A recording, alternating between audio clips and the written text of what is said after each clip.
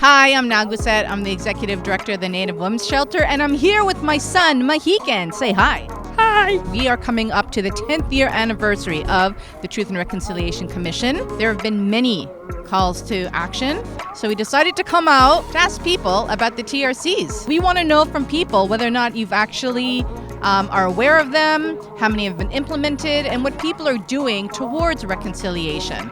So my son, Mahikan, is going to ask some tough questions. Are you ready, Mahikan? Yep. Do you think people are actually going to answer your questions? I mean, some probably. All right. Would you like to answer a question by a 12-year-old? It's for a fundraiser for the Native Women's Shelter. Would you like to answer some questions about the TRCs? Truth and Reconciliation Commission. Would you? Yeah. Awesome! Oh, yeah! Okay. Greetings. What's your name? My name is Emily. I'm Killian. My name's Gabrielle. Louise. My name's Leo. Coolsies. Do you know about the TRC commission that happened 10 years ago? Actually, I do not. I haven't learned about that at all. Do you know how many calls of action were proposed by the TRC? I think there's between 50 and 100. Let's land on like 85. And let's say 60. Ooh, I think there were a lot. Maybe like 30? No, more than that. 60, 100. 94. Wow. Do you know how many calls have been completed? Probably like close to 0. I'm going to say 10, a small percentage. I know that it's not enough. Can I guess?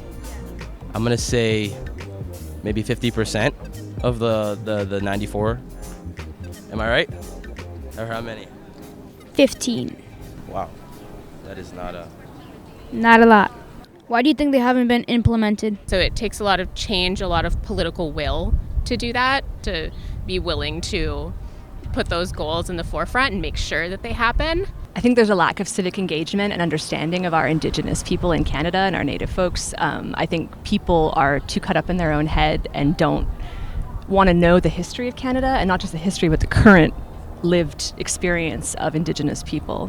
Because Indigenous communities are still treated like shit in this country and beyond this country, actually. So you guys are not recognized. Your issues are not heard. I honestly think possibly because the government doesn't really want to admit to certain things. If they can't admit to something, they can't solve it. You know what I mean? Yeah. What have you learned in the past 10 years about residential school? It's actually really interesting because I arrived in Canada 10 years ago. I'm from France. And I didn't know anything about what's still happening. I learned this my first year here. And I learned this because I was surrounded in school by people who are really involved in educating people about this, but otherwise I don't think I would have learned it anywhere because you don't see it anywhere. I know that I didn't learn anything about residential schools until grade 11 of high school because I chose to do a project about residential schools. It wasn't in the curriculum at that point. It was a really dark time in Canada's history.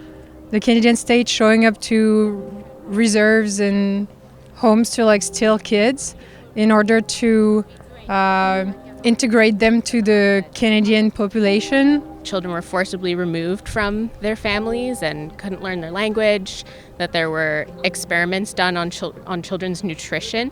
Well, we've all learned a lot about unmarked graves and things like that in residential schools, but we've also learned about the people who did make it out of there alive, and a lot of them were treated very poorly.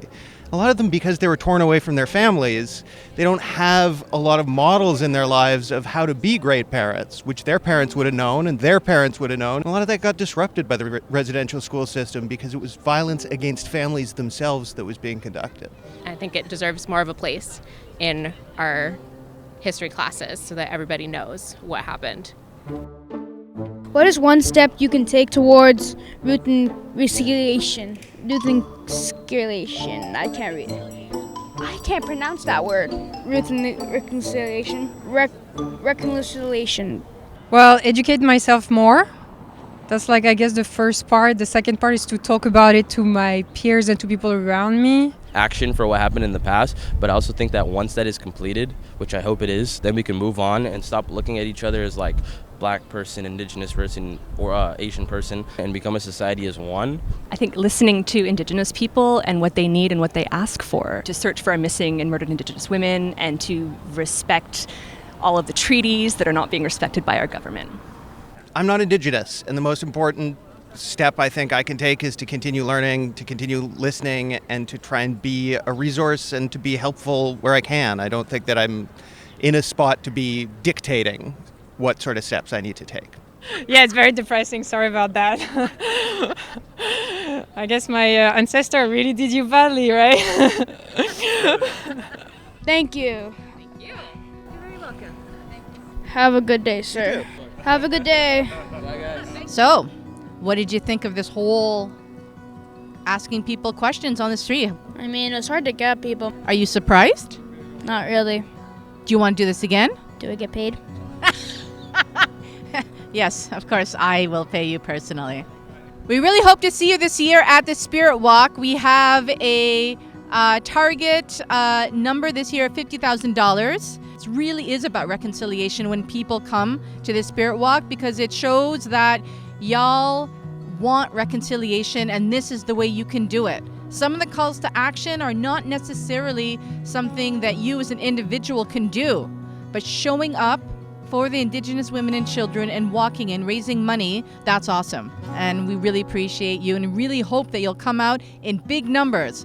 Thank you so much for doing this. You're welcome. You're a good kid. I'm amazing. Yeah, all right.